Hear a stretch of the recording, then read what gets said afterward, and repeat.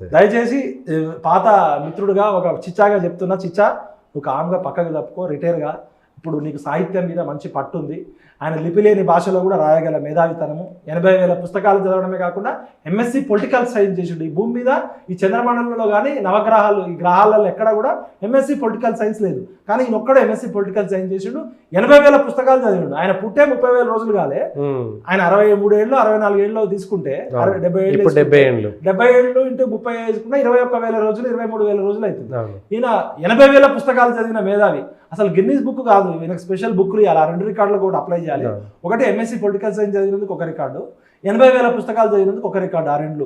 ఇంకోటి ఆయన కరోనాకి మందు లేకుండా ఈయన అడ్డంగా నిలబడి చైనాలో వుహాన్ ల్యాబ్ ఉంది కదా, పారాసిటమాల్ లాగా చైనాలో వుహాన్ ల్యాబ్ అని ఉంది, అక్కడ నుంచే కరోనా వచ్చింది. కేసీఆర్ గారిని ఒకసారి తీసుకుపోయి ఆ ల్యాబ్ను బద్దలు కొట్టి అసలు వైరస్ మూలకాంధ్రం ఏందో ఈయన చూపించి భయపెట్టాలి.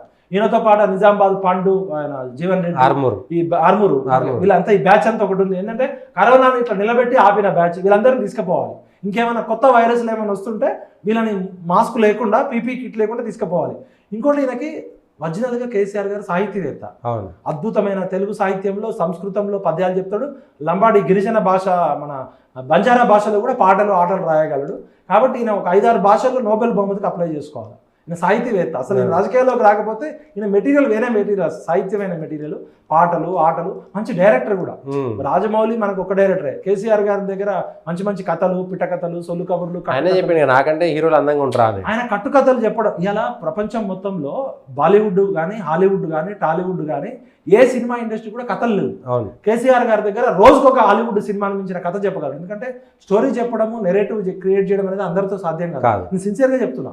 కేసీఆర్ గారి దగ్గర ఎవరైనా మంచి డైరెక్టర్స్, ఎవరైనా ప్రపంచ ఇంటర్నేషనల్ డైరెక్టర్స్ వస్తే కనీసం ఒక 100 కథలు ఇవ్వగలడు ఆయన. 100 కథలు 100 కూడా సూపర్ హిట్స్ అవుతాయి. అట్లాంటి కేసీఆర్ గారు రాజకీయాలను మించి ఒక నోబెల్ బహుమతి సాహిత్యంలో, ఒకటి సైంటిస్టు కరోనా వైరస్ని, 2 80,000 పుస్తకాలు చదివినందుకు, ఒకటి ఎంఎస్సి పొలిటికల్ సైన్స్ చదివినందుకు. మరి ఎంఎస్సి పొలిటికల్ సైన్స్ చేయాలని చాలామంది అనుకుంటున్నారు. ఎందుకంటే అందరూ కేసీఆర్ గారు లాగా కావాలని. తెలంగాణ వచ్చినా కూడా ప్రవేశపెట్టాలి. దయచేసి నువ్వు రాజకీయాలు బంద్ చేసేయి. నీకు చిన్న రాజకీయాలు చిన్న గేమ్ ఇది. నీ క్యాన్వాస్ పెద్దది. వరల్డ్ వైడ్ నీకు పేరు రావాలి, తెలంగాణ గుర్తింపు ప్రపంచవ్యాప్తంగా రావాలని కోరుకుంటున్నాను. ఇక కేసీఆర్ గారు రాజకీయాలు బంద్ చేస్తే ఆయనకు మంచిది. మరి కేటీఆర్ ఎప్పుడు చేయాలా? ఇప్పుడు కేటీఆర్ గారు ఉన్నారు, కవిత ఉంది, హరీష్ ఉన్నాడు, జైల్లో ఉన్నప్పుడు ఆమె కూడా పుస్తకాలు చదువుతుంది. ఇప్పుడు 80,000 బయటకు రాగానే ఆమె ఎక్కువ రోజులు, కొన్ని రోజులకైనా వస్తుంది కదా. మరి వచ్చినాక ఆమె చేయాలి రాజకీయం, హరీష్ రావు చేయాలి. హ్యాపీ రావు అడ్రస్ లేడు. మరి ఆయన సంతోషంగా ఉన్నాడా? లేదా ఆయన ఉన్నప్పుడు తెలంగాణ అంతా హ్యాపీగా ఉంది, ఇప్పుడు అంతా అన్హ్యాపీగా ఉంది. సంతోష్ రావు ఎక్కడ ఉన్నాడు? మళ్ళీ వాళ్ళ దోచుకున్న వెలమ దొరల్లో 43 మంది అలీబాబా దొంగలు, మరి వీళ్ళందరూ ఏం కావాలి?